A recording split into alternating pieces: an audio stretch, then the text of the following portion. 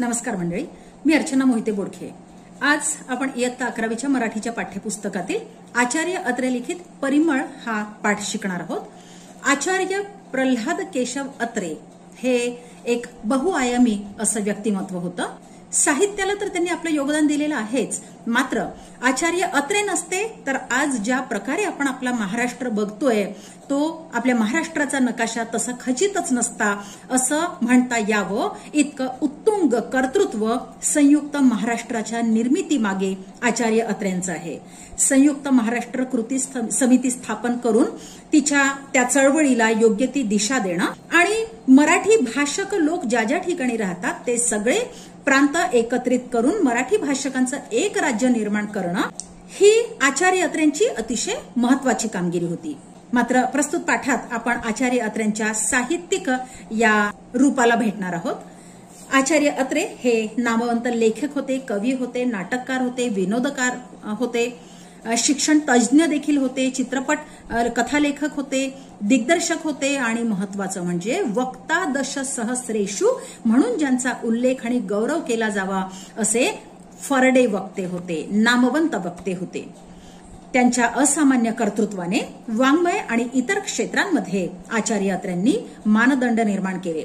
केशव कुमार या टोपण नावाने त्यांनी काव्यलेखन केलं। झेंडूची फुले हा त्यांचा विडंबनपर कवितांचा संग्रह अतिशय प्रसिद्ध आहे। साष्टांग नमस्कार, तो मी नव्हेच, कवडी चुंबक, ब्रह्मचारी, डॉक्टर लागू, मोरूची मावशी ही सगळी त्यांची जी नाट्य संपदा आहेत ती अतिशय जनप्रिय होती आणि अजूनही आहेत। कर्हेचे पाणी हे आत्मचरित्र देखील प्रसिद्ध झालेले आहे।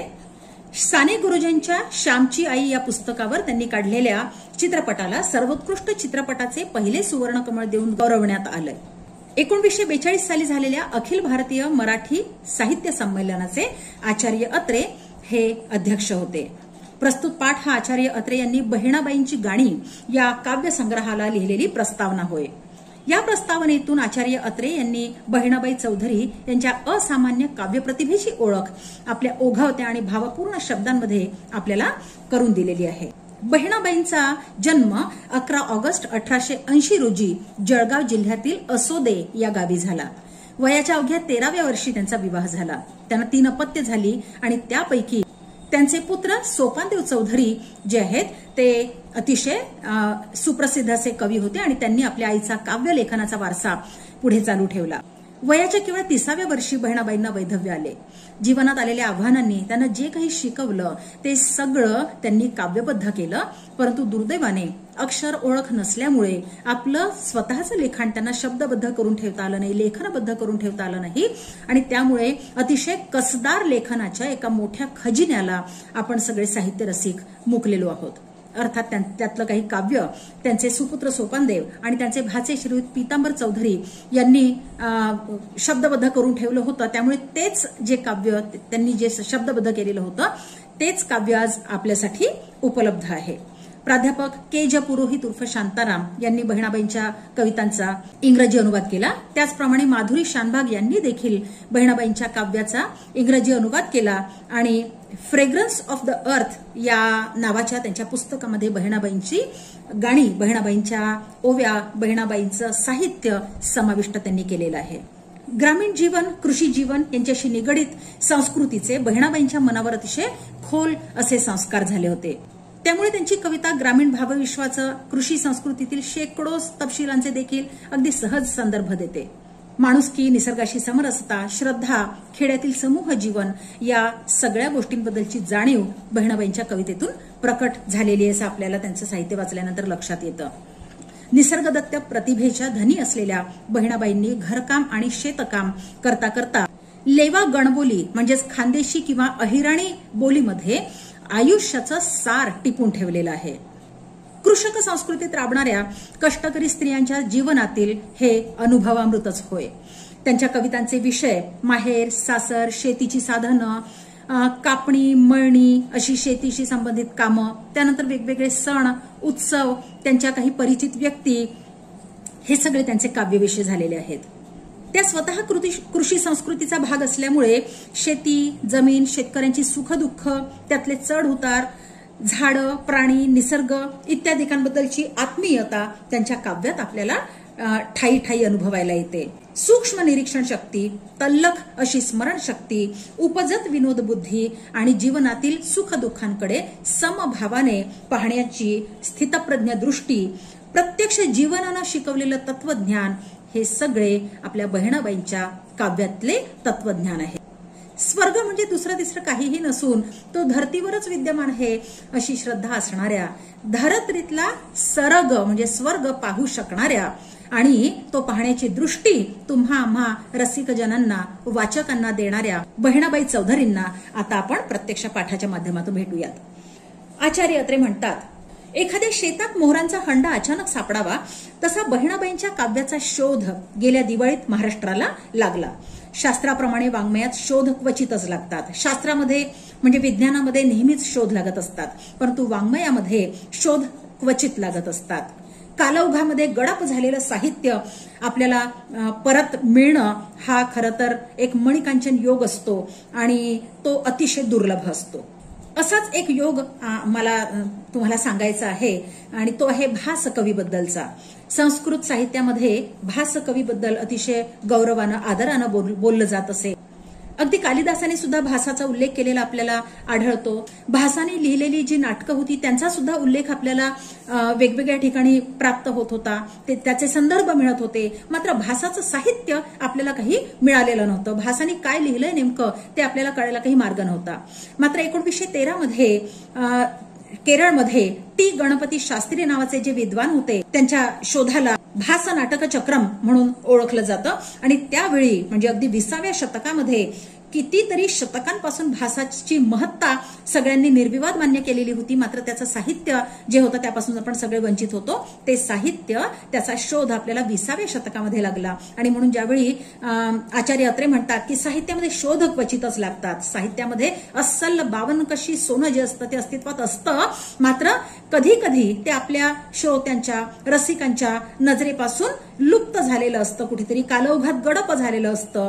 आणि अशा वेळी ते असा तो जो खजिना आहे तो जर का रसिकांसमोर प्रस्तुत करता आला, सादर करता आला तर मात्र तो केवळ दुग्धशर्करा योग ठरतो. आचार्य अत्रे आपल्याला इथे म्हणूनच सांगतायत की 16 वर्षांपूर्वी असाच एक चमत्कार घडला होता. बहिणाबाईंचं काव्य त्यांना सापडल्यानंतर म्हणजे त्यांच्या पुत्रांनी त्यांच्या समोर आणल्यानंतर त्यांना असं आठवलं की मराठी साहित्यामध्ये असाच एक मौल्यवान शोध लागला होता. लक्ष्मीबाई टिळकांची स्मृतिचित्र प्रसिद्ध झाली होती त्यावेळी. तोपर्यंत रेव्हरंड नारायण वामन टिळक यांच्या पत्नी लक्ष्मीबाई टिळक यांना फारसं कोणी ओळखत नव्हतं. त्यांची ओळख होती ती रेव्हरंड नावा टिळकांच्या पत्नी म्हणून. मात्र ज्यावेळी त्यांनी आपल्या आयुष्यातले अनुभव स्मृतिचित्रे या पुस्तकामध्ये शब्दबद्ध केले आणि ते प्रकाशित झाले त्यावेळी पहिल्यांदा लक्ष्मीबाई टिळक हा साहित्यातला हिरा खऱ्या अर्थाने चकाकला आणि सगळ्या मराठी जनांना त्याची ओळख झाली.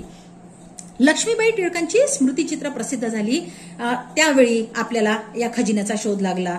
त्याचप्रमाणे म्हणजेच लक्ष्मीबाईंसारखाच बहिणाबाईंचा जिव्हाळा सुद्धा जबर आहे. साहित्याप्रती असलेला, आयुष्याप्रती असलेला जिव्हाळा, जी असोशी आहे ती अतिशय प्रबळ आहे. त्यांच्या शब्दांतून प्रतिभा नुसती झिरपते. असे सरस आणि सोज्वळ काव्य, असे रसयुक्त आणि शांत धीर गंभीर काव्य मराठी भाषेत फार थोडे आहे. आणि मौज ही आहे, मौज म्हणजे गंमत अशी आहे, गमतीची बाब ही आहे की जुन्यात चमकेल आणि नव्यात झळकेल असे त्याचे तेज आहे. म्हणजे जुन्या साहित्याच्या पार्श्वभूमीवर त्याचा विचार केला बहिणाबाईंच्या काव्याचा तर त्यातही ते चमकतं आणि नव्या साहित्याच्या पार्श्वभूमीवर त्याचा विचार केला त्यातही ते आपल्या अंगभूत तेजामुळे झळकून उठतं. अशा प्रकारचं त्यांचं काव्य आहे. एका सगळ्यात महत्वाची गोष्ट ही आहे की एका निरक्षर असलेल्या स्त्रीनी हे एवढं मोठं विचारधन आपल्या साहित्यात निर्माण करून ठेवलेलं आहे. अद्भुत असं साहित्य तयार करून ठेवलेलं आहे. एका निरक्षर आणि अशिक्षित शेतकरी स्त्रीने हे सारे साहित्य रचलेले, हे काव्य रचलेले आहे.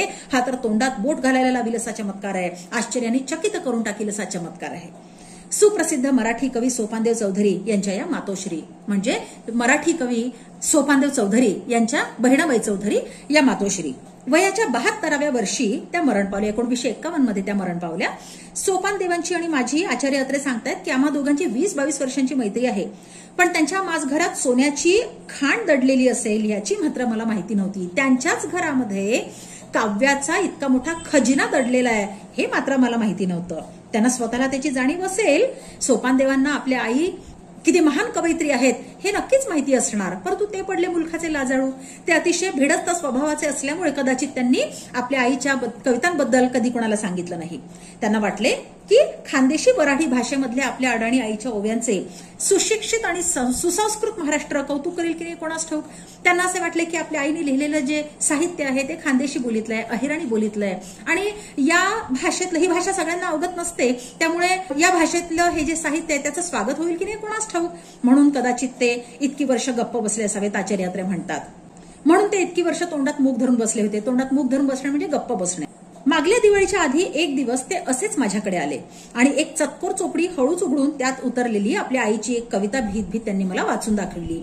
आचार्य अत्रे म्हणतायत की मागल्या दिवाळीमध्ये सोपानदेव माझ्याकडे आले आणि त्यांनी आपल्या आईची एक जी वही होती, म्हणजे अर्थात ती वही बहिणाबाईंनी तयार केली नव्हती. आपण पाहिले यापूर्वी की सोपानदेव आणि त्यांचे मावसभाऊ पितांबर चौधरी या दोघांनी मिळून बहिणाबाईंच्या काही कविता, जेवढ्या शक्य होत्या तेवढ्या कविता त्यांनी शब्दबद्ध करून घेतल्या, लिहून घेतल्या आणि ती जी चोपडी होती म्हणजे वही होती ती एक चतकोर भाग उघडून, म्हणजे थोडासा भाग त्या वहीचा उघडून त्यांनी एक बहिणाबाईंची कविता आचार्यांना ऐकवली.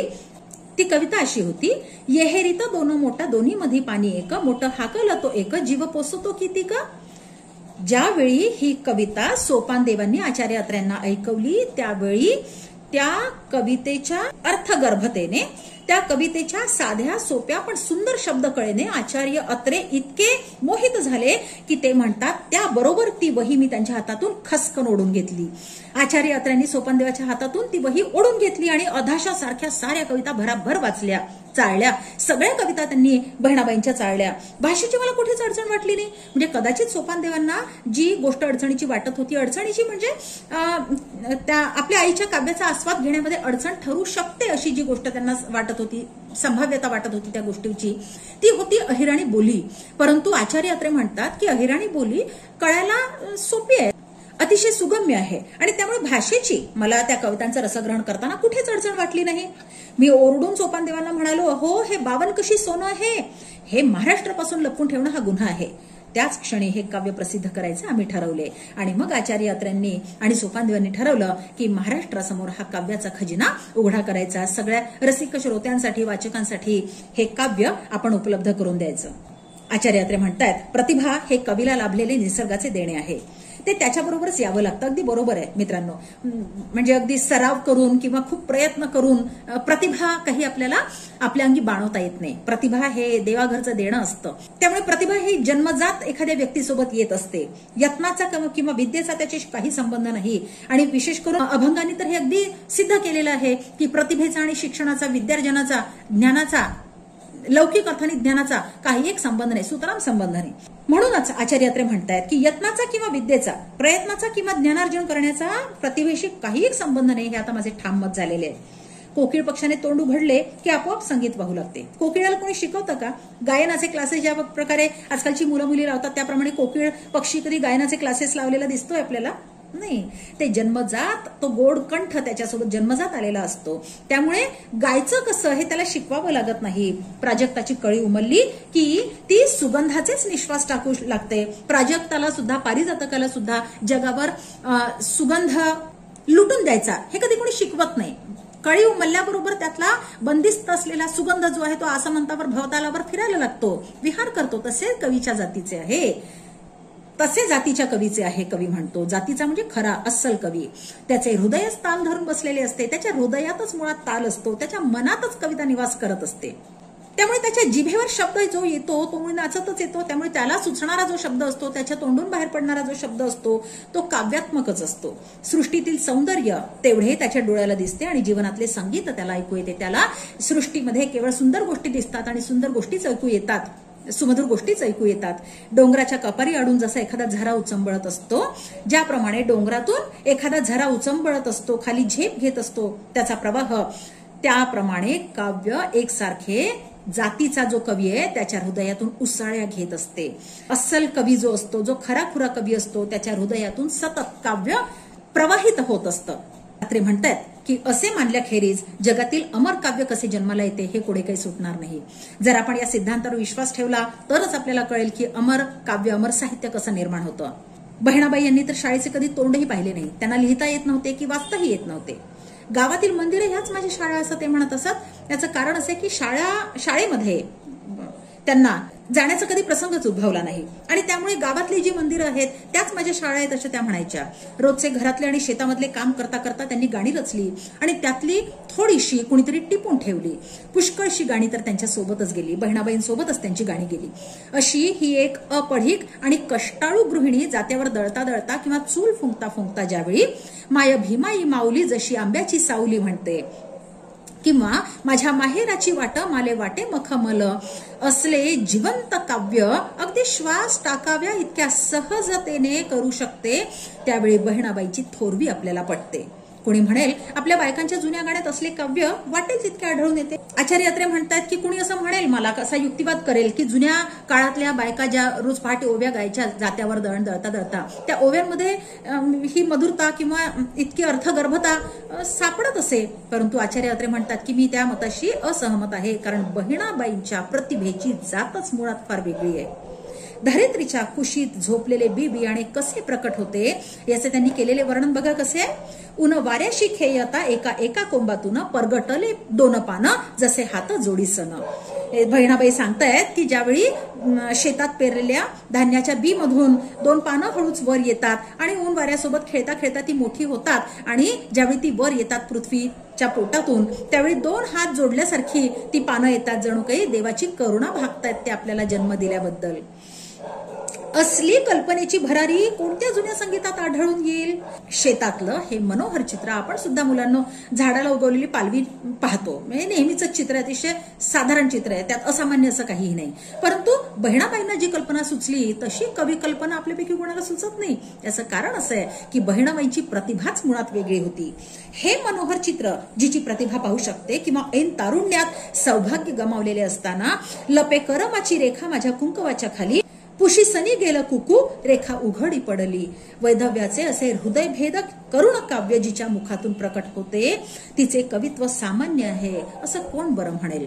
सकाळी उठून बहिणाबाई घरोट्यावर म्हणजे जात्यावर बसून दळायला लागल्या. घरोटं म्हणजे जातं. त्या जात्यावर बसून दळायला लागल्या की एकीकडे जात्यातून पीठ पडू लागायचं आणि दुसरीकडे त्यांच्या ओठातून काव्य सांडू लागायचं. बहिणाबाई म्हणतात अरे घरोटा घरोटा तुझ्यातून पडे पिठी तसं तसं माझं गाणं पोटातून येतं होटी. बहिणाबाई म्हणतात अरे घरोट्या जसजसं तुझ्यातून पीठ सांडायला लागतं तसतसं माझ्या पोटातलं काव्य माझ्या ओठावर येतं आणि ते प्रकट व्हायला लागतं. हे त्यांचं वर्णनच मुळी त्यांनी स्वतः करून ठेवलेलं आहे. स्वयंपाकघरात जाऊन त्या चूल पेटवायला बसल्या आणि चूल पेटता पेटेनाशी झाली आणि तिच्यातून नुसतं धूर बाहेर पडायला लागला, म्हणजे त्या काव्यामध्येच संतापून चुल्ह्याला म्हणत. बहिणाबाई चुलीशी सुद्धा काव्यात्म भाषेत बोलत असत. त्या म्हणायच्या पेट पेट धुक्क येला किती घेसी माझा जीव, अरे इस्तवाच्या धन्या कसं आलं तुले हिव. त्या चुलीला उद्देशून बहिणाबाई म्हणायच्या की हा जो लाकूड फाटा आहे धुक्क येला म्हणजे अगदी धूर धूर झालेला जो जळाऊ लाकूड फाटा आहे तो पेटत काय नाहीये लवकर. त्या म्हणतात की अरे लवकर पेट जरा, माझा किती जीव घेशील, माझा किती अंत भाशील. आणि मग ती म्हणते की अरे विस्तवाच्या धन्या कसं आलं तुले हिव, आणि तू एरवी चक्कन प्रदीप्त होणारी गोष्ट आहेस, इंधन आहेस तू. आज तुला काय धाड भरलेली आहे, आज तुला कसली एवढी थंडी वाजते. हिव भरणं म्हणजे थंडी वाजणं. पुढे चूल पेटली, तवा तापला आणि भाकरी टाकताना हाताला चटके बसू लागले, म्हणजे संसाराची रहस्य काव्य रूपानं बहिणाबाईंच्या मुखावाटे प्रकट होत. त्या म्हणत अरे संसार संसार जसा तवा चुल्ह्यावर आधी हाताले चटके तवा मिळते भाकर. ज्यावेळी अतिशय कमी वयामध्ये वैधव्य आलेलं असताना बहिणाबाईंना आपलं पुढलं आयुष्य आपल्या मुलाबाळांची जबाबदारी घेऊन एकाकीपणे काढावं लागलं, त्यावेळीचे त्यांचे हे अनुभव असावेत. बहिणाबाई म्हणतायत की संसार म्हणजे जणू काही तापलेला तवा आहे. ज्याप्रमाणे आपल्याला हाताला चटके बसल्याशिवाय भाकरी खायला मिळत नाही, त्याप्रमाणे आयुष्यामध्ये आपण कष्ट केल्याशिवाय आपल्याला त्याचं फळ मिळत नाही, आपलं आयुष्य सुसह्य होऊ शकत नाही. तानक्या सोपानाला, तानका म्हणजे तान्हा छोटासा, तानक्या सोपानाला हाऱ्यात निजवून आणि तो हारा डोक्यावर घेऊन बहिणाबाई शेताला निघाल्या की काव्य आपले निघालेच त्यांच्याबरोबर. बहिणाबाईंची सोबत काही काव्य सोडत नव्हतं. छोट्याशा सोपान देवाला घेऊन ज्यावेळी त्या शेतावर जायच्या त्यावेळी त्यांच्या सोबत सोबत त्यांचं काव्य शेतावर जायचं. आणि मग वाटेत तांबड्या फळांनी लगडलेले हिरवे वडाचे झाड दिसले की लागले ते त्यांच्या ओठावर नाचायला. रस्त्यात तांबड्या फळांनी लगडलेलं वडाचं झाड दिसलं रे दिसलं की बहिणाबाईंच्या ओठांतून काव्य स्फुरायला लागत असे. त्या म्हणत हिरवे हिरवे पानं लाल फय जशी चोच आलं वडाच्या झाडाले जसं पिकं पोपटाचं. हिरवी पानं आणि लाल भडक तांबूस रंगाची फळं हे पाहिल्यानंतर बहिणाबाई अशी कल्पना करतात की जणू काही या वडाच्या झाडावर खूप सगळे असंख्य पोपट बसलेले आहेत. रस्त्याच्या कडेला कडुलिंबाच्या झाडावरच्या पिवळ्या रंगाच्या निंबोळ्या, पिकलेल्या निंबोळ्या पाहिल्या की घेतलीच त्याने त्यांच्यावर झेप. बहिणाबाईंचं काव्य जे आहे ते त्या निंबोळ्यांवर झेपावलंच म्हणून समजा. बहिणाबाईंच्या ओठी शब्द यायचे, कडू बोलता बोलता पुढे कशी नरमली, कडू निंबोळी शेवटी पिकिसनी गोड झाली. ही जी कडू निंबोणी आहे ती पिकल्यानंतर, मोठी झाल्यानंतर, पिकल्यानंतर अतिशय गोड लागते. त्याचप्रमाणे माणसाचं सुद्धा असतं. आपल्या सिद्धांताच्या बाबतीमध्ये अतिशय कणखर किंवा मोडेन पण वाकणार नाही अशा सिद्धांताचं पालन करणारा माणूस सुद्धा आयुष्यामध्ये अनुभवांची शिदोरी गोळा करता करता शहाणपण लेवून जशी लिंबुणी गोड होते त्याप्रमाणे तो माणूस सुद्धा स्वभावाने मधुर होतो आणि अतिशय लवचिक स्वभावाचा होतो. हे तत्वज्ञान त्यांनी या ठिकाणी सांगितलेलं आहे. समोरून पंढरीच्या दिंडीतला एखादा भाविक वारकरी दिसला की गहिवरून केलाच त्यांनी त्याला प्रश्न. एखादा वारकरी दिसल्यानंतर बहिणाबाई त्या वारकऱ्याला सुद्धा प्रश्न विचारायच्या, अरे वार कर्या तुले नही ऊन वारा थंडी, जुगारत अवघ्याले आली पंढरीची दिंडी. त्या वर्णन करत असतात की ऊन वारा पाऊस कशाची सुद्धा तमान बाळगता हे वारकरी पंढरीची दिंडी घेऊन निघाले आहेत. शेतामध्ये कापणी चालो, मळणी चालो किंवा उफंडी चालो, काव्याने बहिणाबाईंची पाठ कधी सोडली नाही. शेतामध्ये जी काही नित्य नैमित्तिक कर्म चालत असत त्यावेळी सुद्धा, त्या सगळ्या कर्मांना सुद्धा, त्या सगळ्या क्रियांना सुद्धा बहिणाबाईंच्या काव्यामध्ये स्थान मिळत असे. खळ्यात बैलाची पात सुरू झाली आणि मेढ्याभोवती बैल गरागरा फिरू लागला. म्हणजे मळणी करताना ज्यावेळी बैल त्या खांबाच्या भोवती गोल फिरायला लागतात अशा वेळी लागलेच ते त्या बैलाला गोंजरायला. बहिणाबाईंचे काव्य त्या बैलाला गोंजरायला लागलेच असं समजायचं. मग बहिणाबाई काय म्हणायच्या, पाया उचल रे बैला, कर बापा आता घाई, चालू दे रे रगडन तुझ्या पायाची पुण्याई. या ठिकाणी बैलामुळेच, बैलाच्या पायाच्या पुण्याईमुळे आपल्या दारी समृद्धी येते हा कृतज्ञता भाव बहिणाबाई या ठिकाणी बैलांच्या प्रती व्यक्त करतात. शेतकऱ्याचे जीवन म्हणजे कष्टाचे. शेतकऱ्याची हाडं अखेर शेतातच मोडावयाची, म्हणजे कष्ट करता करताच त्यांनी आपले प्राण द्यायचे आणि त्याची राख तापी माहीतच पडावयाची. त्याच्या देहाच्या राखेचं विसर्जन तापी नदीमध्येच करायचं. या गोष्टीची बहिणाबाईंना जाणीव होती. भोळ्या, भाविक, कष्टाळू आणि समाधानी शेतकऱ्याच्या संसाराचं करुण काव्य, बाळबोध आणि जिवंत अशा जिव्हाळ्याने बहिणाबाईंच्या या गाण्यातून प्रकट झालेले आपल्याला आढळून येते. अतिशय भोळा, भाविक म्हणजे सश्रद्धा अंतःकरणाचा, श्रद्धाळू अंतःकरणाचा असलेला हा जो शेतकरी आहे हा कसा कष्टमय आयुष्य जगतो याचं आणि कसं करुण आयुष्य तो जगतो याचं वर्णन बहिणाबाईंनी आपल्या गाण्यांतून, आपल्या काव्यातून केलेलं आहे. मात्र बहिणाबाईंच्या काव्याचे एवढेच वैशिष्ट्य नाही, मानवी जीवनाकडे बघण्याचे एक स्पष्ट आणि प्रभावी तत्वज्ञान बहिणाबाईंजवळ होते. एखाद्या बुद्धिमान तत्वज्ञानी किंवा महाकवीची जणू काही प्रतिभाच त्यांना प्राप्त झालेली होती. म्हणजे एखाद्या अतिशय पंडित असलेल्या, प्रकांड पंडित असलेल्या, महाकवी पदावर शोभून दिसणाऱ्या एखाद्या व्यक्तीची प्रतिभा जणू काही त्यांना प्राप्त झालेली होती. म्हणूनच त्यांच्या काव्याचा सर्व आविष्कार हा सुभाषितांचा आहे. म्हणून त्यांच्या काव्याने आज सुभाषितांचं स्थान पटकावलेलं आहे मराठी भाषेमध्ये. त्यांचा आत्मा उपरोधी विनोदाचा आहे. मराठी वाङ्मयात अमर होतील अशी अनेक सुभाषितं जागोजाग त्यांच्या काव्यात विखुरलेली आढळतील. कशाला काय म्हणू नाही, या काव्यात अशा सुभाषितांचा जणू काही एक शेतच पिकलेला आहे. ज्यातून कापूस येत नाही त्याला बोंड म्हणू नये, भुकेल्या पोटी जी माणसाला निजवते तिला रात म्हणू नये, दानासाठी जो आखडला जातो त्याला हात म्हणू नये, इमानाला जो विसरला त्याला नेक म्हणू नये आणि जन्मदात्याला जो भोवतो त्याला लेख म्हणू नये, जिच्यामध्ये भाव नाही तिला भक्ती म्हणू नये आणि जिच्यामध्ये चेव नाही तिला शक्ती म्हणू नये. या बहिणाबाईंच्या उद्गारात भाषेची आणि विचारांची केवढी दैदिप्यमान श्रीमंती प्रकटलेली आहे. महाकवी झाला तरी तो ह्यापेक्षा आणखी काय वेगळं बोलू शकणार आहे. मन पाखरू पाखरू त्याची काय सांगू मात, आता भत बोईवर गेलं गेलं आभायात. मन इतकं चंचल असतं, ते या क्षणी या ठिकाणी असतं आणि पुढल्या क्षणी ते कुठे दुसरीकडे विहार करीत असेल ते सांगता येत नाही. आणि म्हणून मनाच्या या चंचलतेचं वर्णन करताना कवयित्री बहिणाबाई म्हणतायत की आत्ता होतं भुईवर, आत्ता अगदी इथे जमिनीवर माझं मन होतं आणि पाहता पाहता ते आकाशामध्ये गेलेलं आहे. मन असं पाखरासारखं अतिशय चंचल आहे, अतिशय वेगवान आहे. या भाषेचा आणि विचारांचा हृदयंगम मासला म्हणजे उदाहरण, असं आणखी सुंदर उदाहरण कुठे आढळून येईल का?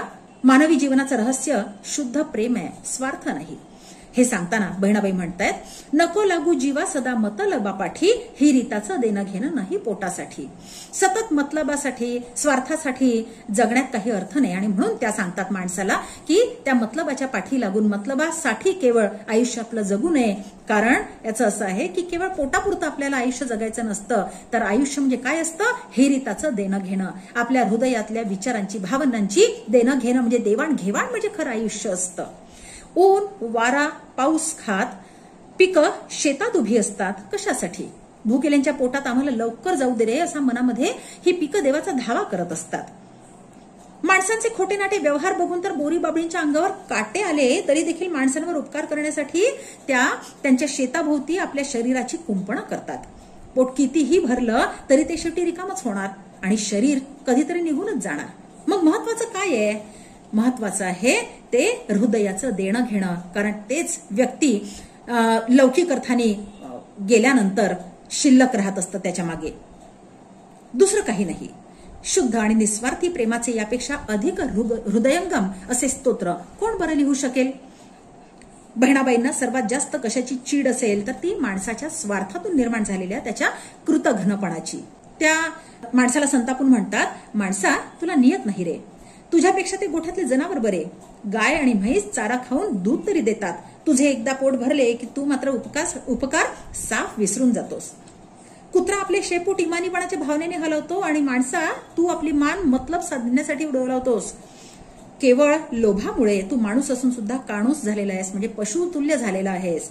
एवढं सांगून झाल्यानंतर बहिणाबाईंनी माणसाला अगदी तळमळून विचारलेलं आहे, मानसा मानसा कधी वशी न माणूस.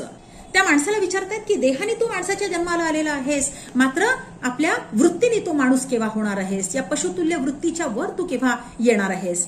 मानवतेला जणू काही त्यांनी हे व्याकुळ हृदयाने आवाहन केले आहे. स्वार्थाचा वणवा सर्व जगभर आज पसरलेला आहे. माणसे पशु होऊन एकमेकांशी झगडत आहेत. मानवता आज रक्तबंबाळ झाली आहे. म्हणूनच माणसा माणसा कधी होशील तू माणूस ही आर्त हाक मानवतेच्या कल्याणासाठी तळमळणाऱ्या संत महात्म्यांच्या कारुणिक अंतःकरणातून उचंबळते आहे. आणि या अर्थाने कवयित्री बहिणाबाई या संत कवयित्री ठरतात. माणसाने माणूस कसे व्हायचे हीच प्रचंड समस्या मानवजाती पुढे आज उभी आहे. या समस्येचा साक्षात्कार बहिणाबाईंसारख्या खानदेशातील एका अशिक्षित शेतकरी महिलेला झाला. हा तिच्या प्रतिभा सामर्थ्याचा केवढा मोठा पडताळा आहे. बहिणाबाईंची चुलत सासू भिवराई ही अतिशय विनोदी होती. ती अनेकांच्या नकला करायची आणि सगळ्यांना हसवायची. तिचे वर्णन करता करता बहिणाबाईने विनोदाचा एक मोठा सिद्धांत सांगून ठेवला आहे. बहिणाबाई म्हणतात, नाव ठेये अवघ्याल करे सर्व्याची नक्कल, हसवता शिकवते रे अक्कल. म्हणजे सगळ्यांना नावं ठेवता ठेवता या सगळ्यांची नक्कल करता करता इतरांना हसवतात आणि त्या हसवण्याच्या माध्यमातून त्या सगळ्यांना कसं वागावं हा शहाणपणाचा सल्ला देतात. माणसांना हसवून शहाणं करणं हाच तर विनोदाचा प्रधान हेतू आहे. माणसाला न दुखावता करमणुकीच्या, मनोरंजनाच्या, हास्याच्या माध्यमातून त्याला शहाणपणाचे डोस देणं हाच तर खरा हेतू आहे विनोदाचा. बहिणाबाईंच्या विनोदात नुसता उपरोध नाहीये, त्यात आहे सहानुभूतीचा आणि कारुण्याचा ओलावा. त्यात सहानुभूतीचा आणि कारुण्याचा ओलावा ओथंबलेला आहे. रचनेच्या आणि भाषेच्या दृष्टीने बहिणाबाईंचे काव्य अतिशय आधुनिक आहे. कारण प्रत्येक काव्यामध्ये त्या एक संपूर्ण विचार किंवा घटना व्यक्त करतात. एका संपूर्ण काव्यामध्ये किंवा कधी कधी तर अगदी 4 ओळींच्या एका कडव्यामध्ये सुद्धा एक मोठा विचार त्या देऊन जातात. जसं आपण मगाशी उदाहरण पाहिलं, अरे संसार संसार जसा तवा चुल्यावर, आधी हाताले चटके तवा मियते भाकर.